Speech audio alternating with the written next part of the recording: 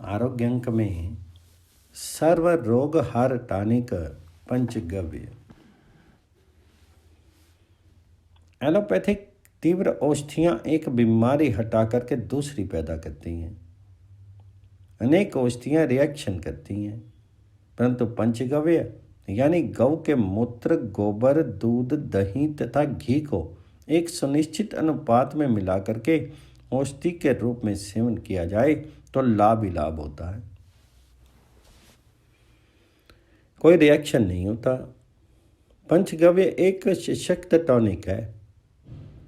पंचगव्य बनाने की विधि जान लें। छाना हुआ गौमूत्र 5 चम्मच, कपड़े में रख करके निचोड़ा गया गौ में रस 1 चम्मच, गोदुग्ध 2 चम्मच, गोदधि 1 चम्मच, गोघृत 1 चम्मच, शुद्ध मधु 2 चम्मच। इन 6 वस्तुओं को चांदी अथवा कांच की कटोरी में रख करके मिलावें। प्रातः मुख शुद्धि के पश्चात थोड़ा जल पी करके पंचगव्य धीरे धीरे पीना चाहिए। आदत लगाने से यह जलपान की तरह आपको सबल बनाएगा। जाड़े में पंचगव्य की मात्रा बढ़ा देने से आपको जलपान करने की आवश्यकता ही नहीं पड़ेगी। पंचगव्य आरंभ करने के पूर्व 1 सप्ताह तक त्रिफला, गौमूत्र अथवा गर्म दूध में घृत डाल करके पेट साफ कर लें। पंचगव्य का सेवन अधिक लाभकारी सिद्ध होगा। गर्भवती माताओं को आप विटामिन कैप्सूल खिलाते हैं। ये कैप्सूल गर्भवती का वजन बढ़ाता है, बच्चे को लाभ नहीं पहुंचाता, परंतु पंचगव्य गर्भस्थ बच्चे को पुष्ट करेगा। नॉर्मल डिलीवरी होगी, जच्चा बच्चा दोनों स्वस्थ रहेंगे। डिलीवरी के बाद पंचगव्य में घृत की मात्रा बढ़ा दें। शीर की निर्बलता जल्दी हटेगी। शीतकाल में गोदुग्ध में किशमिश, खजूर को कूट करके मिला दें। पुरुषों को शक्तिदाता तथा माताओं को पुष्टि कारक टॉनिक विटामिन B12 मिलेगा। पंचगव्य में भी गौमूत्र महाऔषधि है। गौमूत्र में carbolic acid, potassium, calcium, magnesium, phosphate, potash, ammonia, creatinine, nitrogen, lactose, hormones, पाचक रस तथा अनेक प्राकृतिक लवण पाए जाते हैं जो मानव शरीर की शुद्धि तथा पोषण करते हैं। दंत रोग में गौमूत्र का कुल्ला करने से दांत का दर्द ठीक होना सिद्ध करता है कि उसमें कार्बोलिक एसिड समाविष्ट है। बच्चों के सुखंडी रोग में गौमूत्र में विद्यमान कैल्शियम हड्डियों को सबल बनाता है। गौमूत्र का लैक्टोज बच्चों बूढ़ों को प्रोटीन प्रदान करता है। हृदय की पेशियों को टोन अप करता है। वृद्धावस्था में दिमाग को कमजोर नहीं होने देता। महिलाओं के हिस्टीरिया जनित मानस रोगों को रोकता है। सिफिलिस, गोनोरिया जैसे यौन रोगों को मिटाता है। खाली पेट आधा कप गौमूत्र पिलाने से यौन रोग नष्ट हो जाते हैं। यदि गौमूत्र में अमृता गडुची अथवा अनंत मूल अर्थात शारीवा का रस अथवा 5 ग्राम सूखा चूर्ण मिला दिया जाए तो बीमारी शीघ्र ठीक हो जाती है। मायोसिन साइक्लिन जैसी शक्तिशाली दवा से ठीक हुआ यौन रोग लौट करके आ सकता है, परंतु गौमूत्र से ठीक हो गया तो यौन रोग कभी नहीं लौटता। गौमूत्र का कार्बेलिक एसिड अस्थित मज्जा एवं वीर्य को परिष्कृत कर देता है। निसंतान को संतान देता है। अनेक रोगी इसके प्रमाण हैं। एक नवयुवक यौन रोगग्रस्त युवती के संपर्क में आ गया।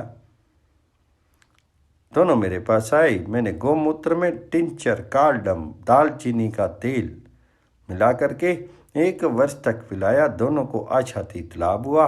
गौमूत्र में मधु मिला करके युवती का उपचार किया गया।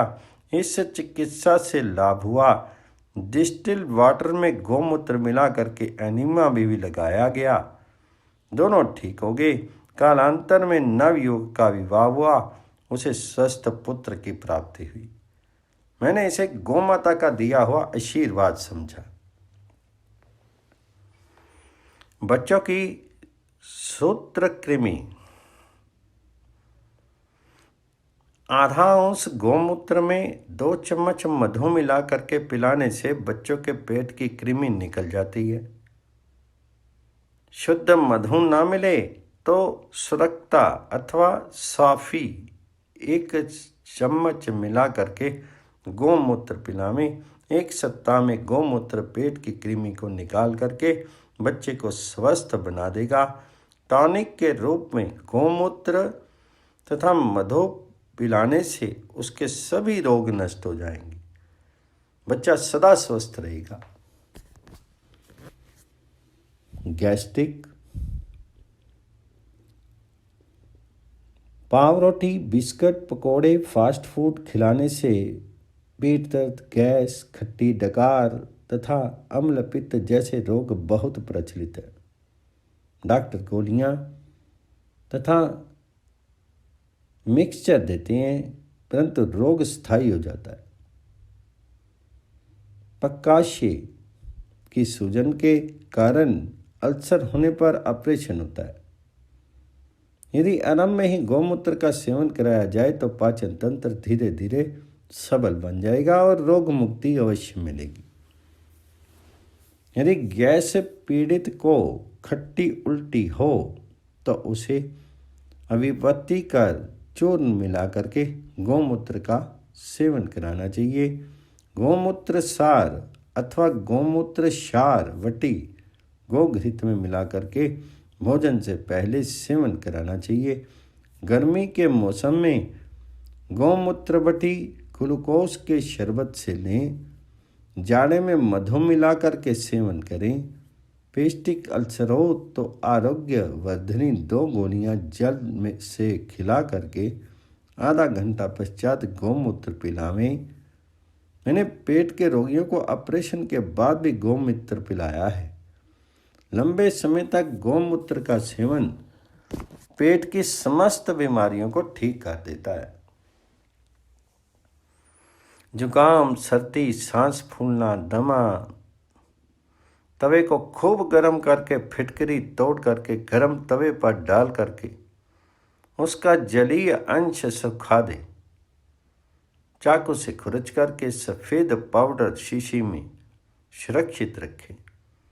इसे आयुर्वेद में टंकन बाल सुधा कहते हैं। आधा कप गौमूत्र में 1/4 चम्मच बाल सुधा मिला करके खाली पेट पीने से पुराना जुकाम अवश्य ठीक हो जाएगा। दमा के पुराने रोगियों को गौमूत्र में वसा चूर्ण अड़ूसा 5 ग्राम मिला करके पिलावें। दमा के रोग में चावल, आलू, चीनी, उड़द की दाल, दही, मांसाहार तथा धूम्रपान नहीं करें। शक्ति प्रदान करने के लिए सीतोपलादी चूर्ण, च्यवनप्राश, वसावले, मधु मिला कर दें, परंतु गौमूत्र भी दोनों समय पिलावें।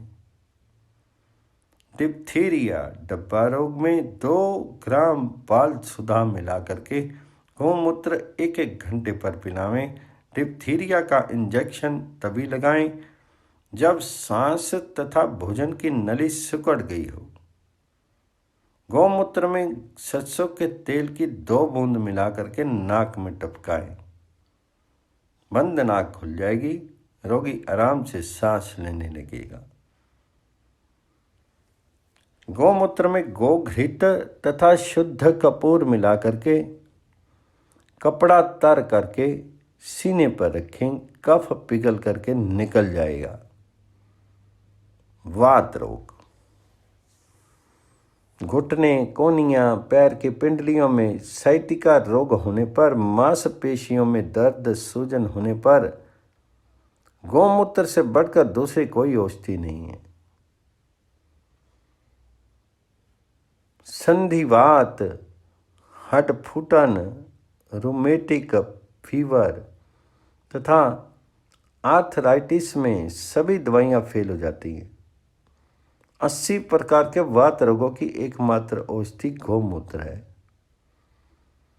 आधा कप गौमूत्र में शुद्ध शिलाजित 2 ग्राम, रास्त्रादि क्वाथ, रास्त्रादि चूर्ण, सोठ चूर्ण, शुद्ध गुग्गल अथवा महायोगराज गुग्गल 2 गोली मिला करके पिलावें। कब्ज होने पर सप्ताह में 1 दिन गौमूत्र में शुद्ध एरंड तेल, कैस्टर ऑयल मिलाकर पिलावें। हाथ पैर की उंगलियों में टेढ़ापन आ जाए तो स्वर्ण युक्त महायोगराज गुग्गल तथा स्वर्ण युक्त चंद्र प्रभावटी के साथ गौमूत्र का सेवन कराएं। चुंबक चिकित्सा इस रोग में लाभकारी है। महानारायण तेल सरसों के तेल में अफीम गला करके मालिश करें। धतूर, आक अथवा एरंड के पत्तों में तेल चुपड़ करके रात में पट्टी बांध दे, आराम मिलेगा।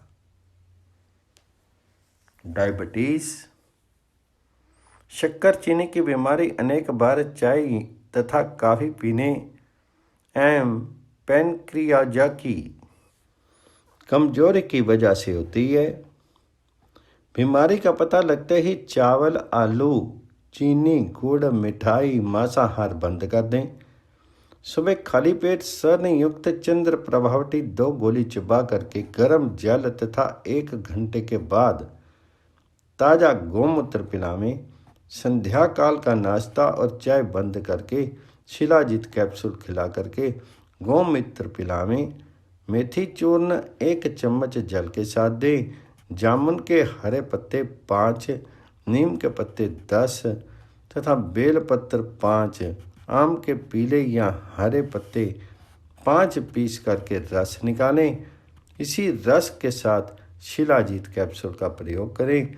ब्लड शुगर अधिक बढ़ा हुआ हो तो स्वर्ण वसंत कुसुमाकर दोनों समय गौमूत्र के साथ दें। डायबिटीज के कारण गुर्दे, लीवर तथा हार्ट कमजोर हो जाते हैं, जिन्हें केवल गौमूत्र और शिलाजीत ही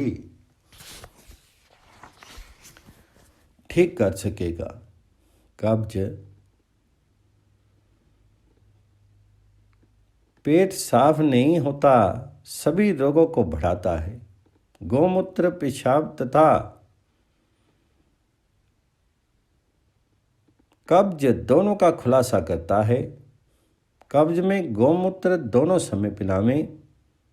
शाम को त्रिफला चूर्ण गर्म पानी से दें, फिर गौमूत्र पिलावें। बच्चों की कब्ज पर गौमूत्र में मधु मिला करके पिलावें। गौमूत्र में एरंड का तेल अथवा बादाम रोगन 2 चम्मच पिला करके सेवन कराने से पेट साफ हो जाएगा। गाय के गर्म दूध में 1 चम्मच गाय का शुद्ध घृत मिला करके पिलाने से गर्भवती महिलाओं को कब्ज नहीं रहेगा। यकृत रोग, मलेरिया के कारण तिल्ली बढ़ जाती है। शराब पीने तथा मांस खाने से यकृत निष्क्रिय होकर के जॉन्डिस, पीलिया और अंत में कामला रोग हो जाता है। खून में हीमोग्लोबिन की कमी से पेशाब पीला हो जाता है तथा आंखें पीली हो जाती हैं। इस बीमारी में खाली पेट गौमूत्र पिलावें। पुनर्नवा को पीस करके 25 ग्राम रस में 50 ग्राम ताज़ा गौमूत्र मिला करके पिलावें। पुनर्नवा का चूर्ण 5 ग्राम रस नहीं मिलने पर मिलावें।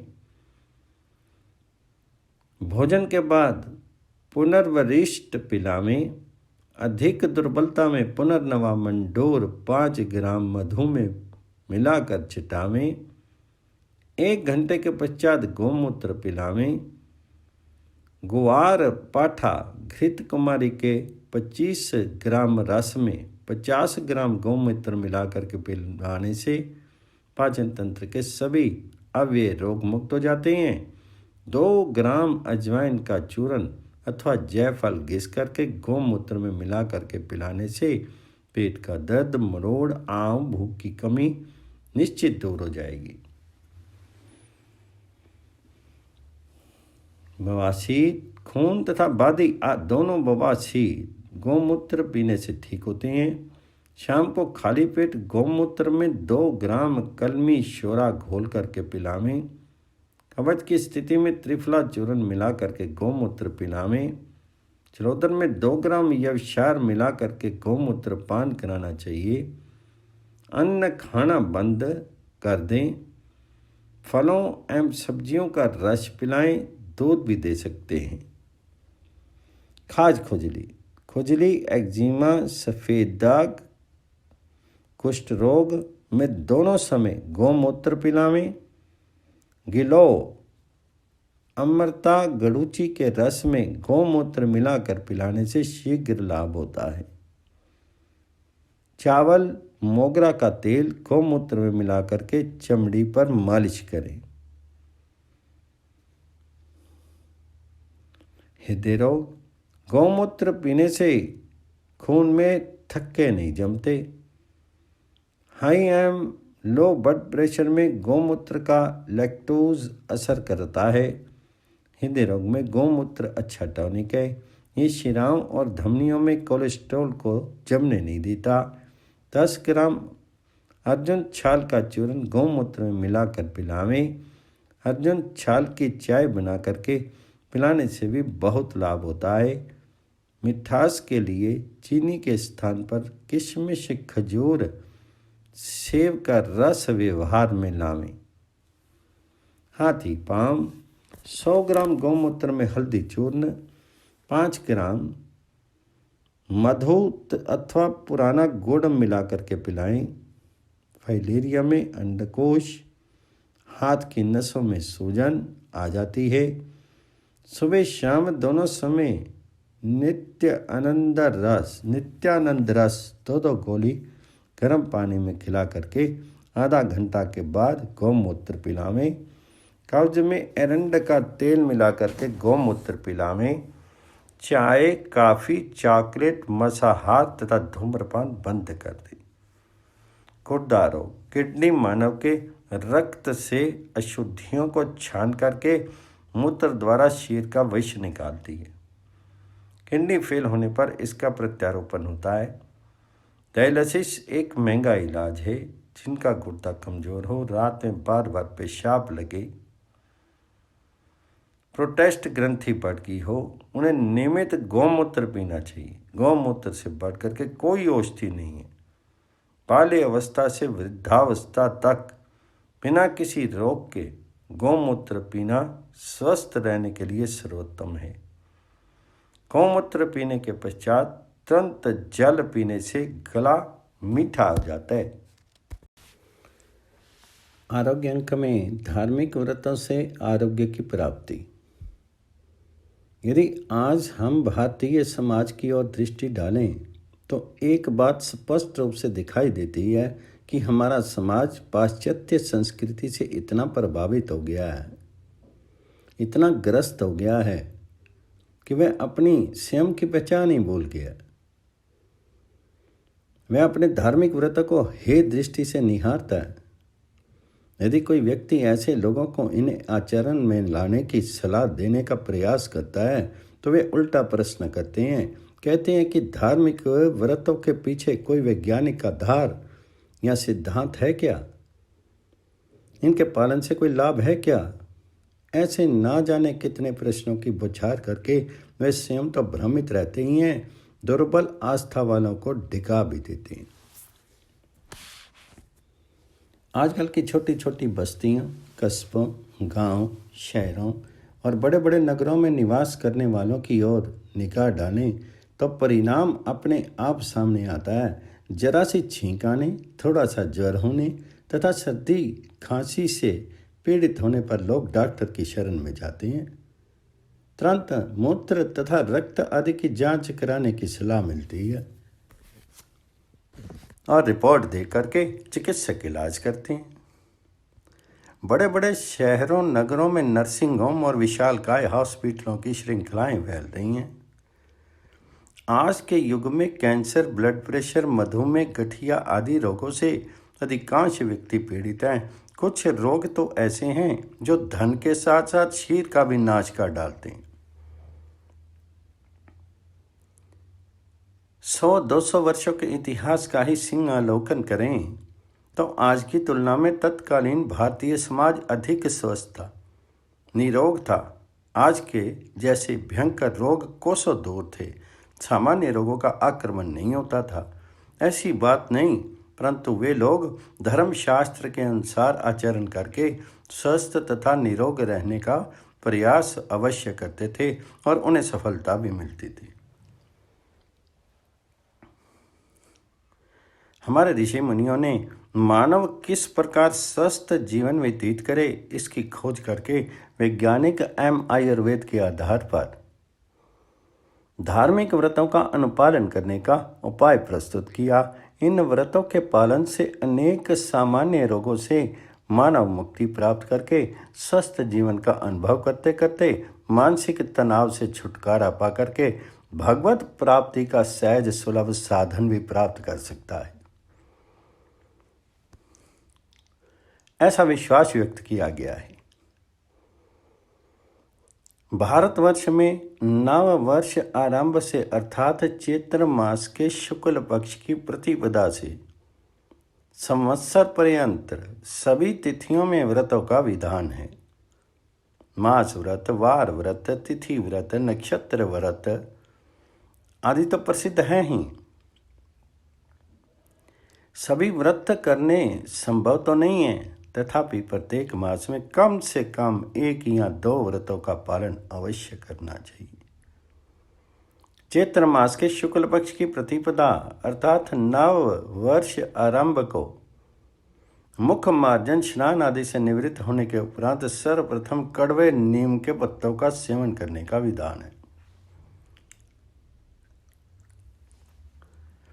प्रतिदिन प्रातःकाल कड़वे नीम के पत्तों का सेवन करने से रक्त शुद्ध होकर के अनेक चर्म रोगों से मुक्ति मिलती है।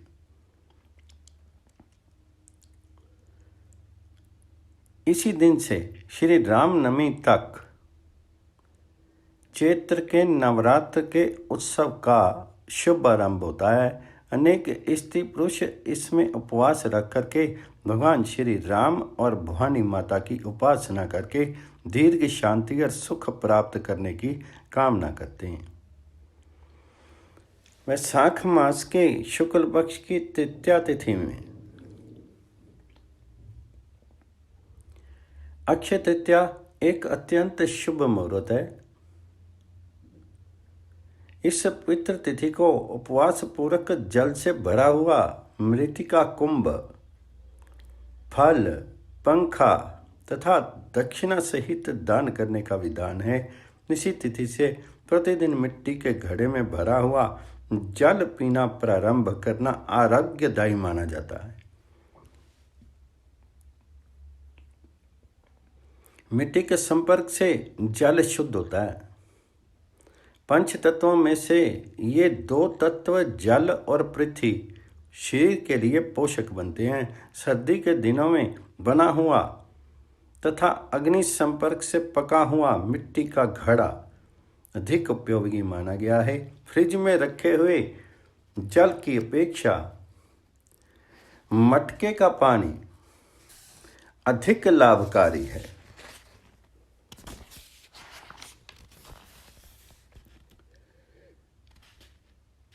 श्री पुरुष सूक्त में एक ऋचा है, चंद्रमा मनसो जाता, अर्थात पर ब्रह्म परमात्मा के मन से चंद्रमा की उत्पत्ति हुई है।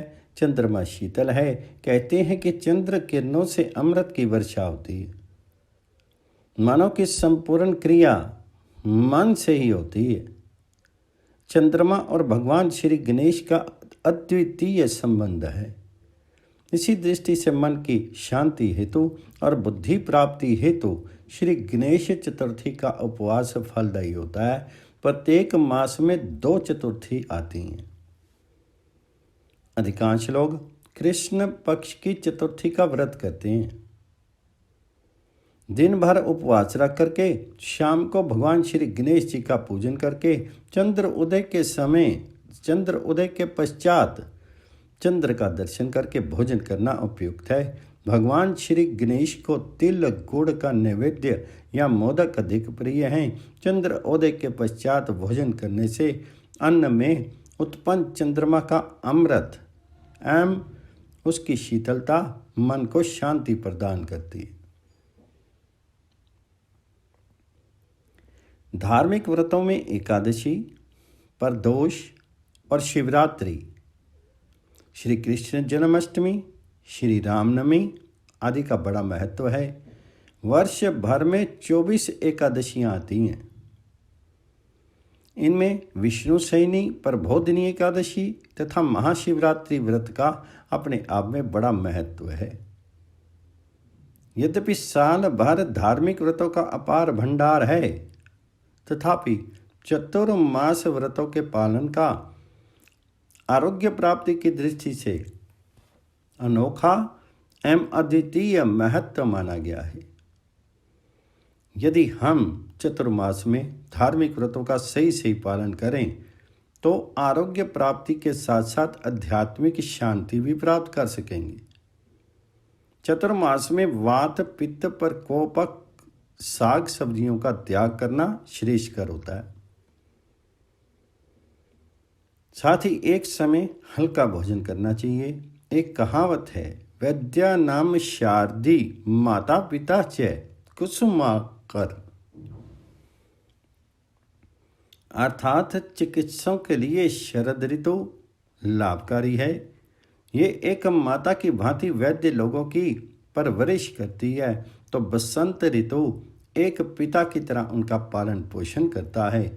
दोनों ऋतुएं अपना प्रभाव मानव के स्वास्थ्य पर डालती हैं।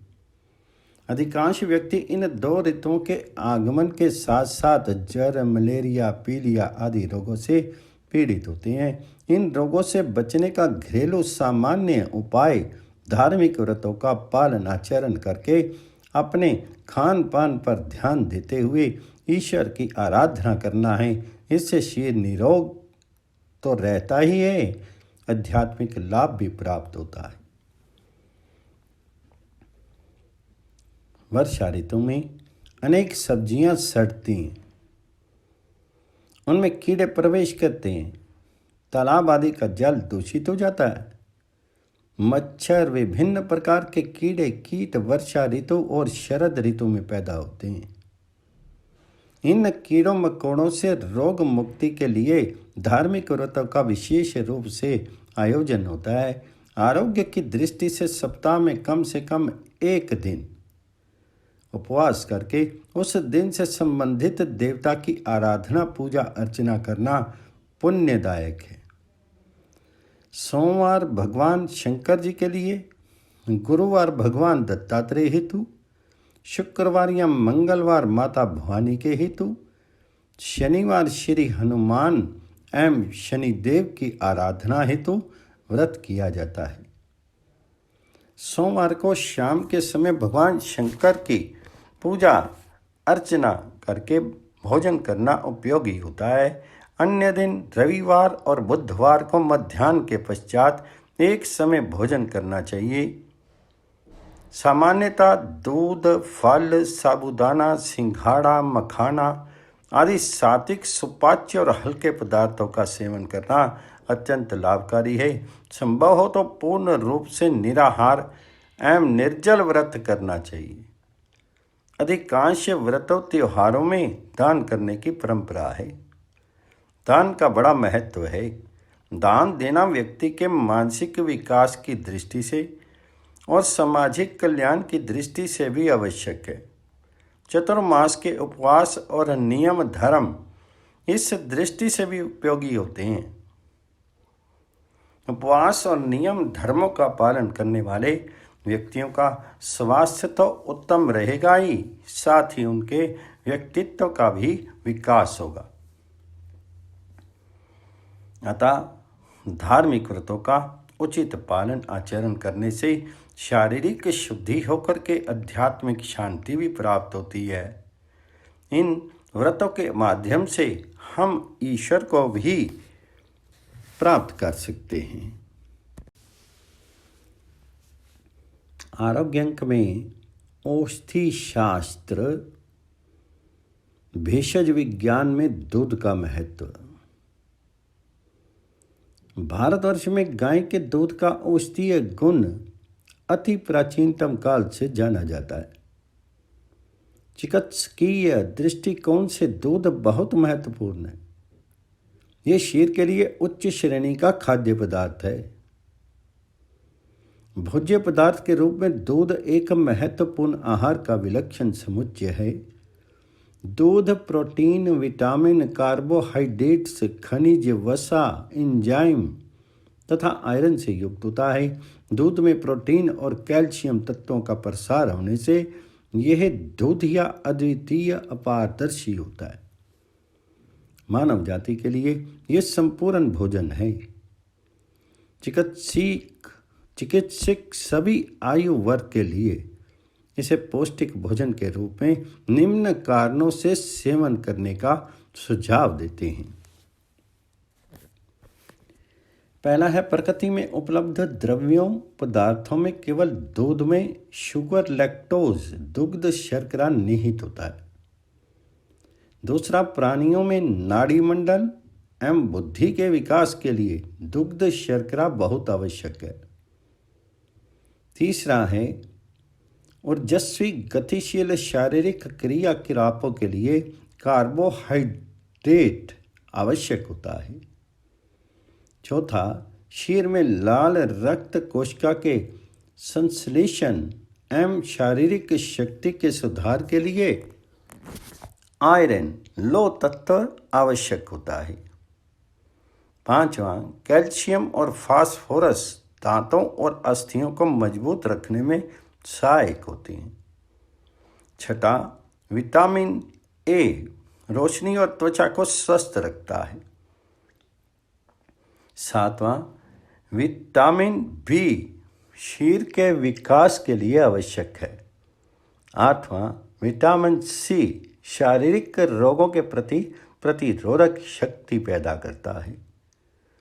नौवां, विटामिन डी सुखंडी रोग से सुरक्षा प्रदान करता है।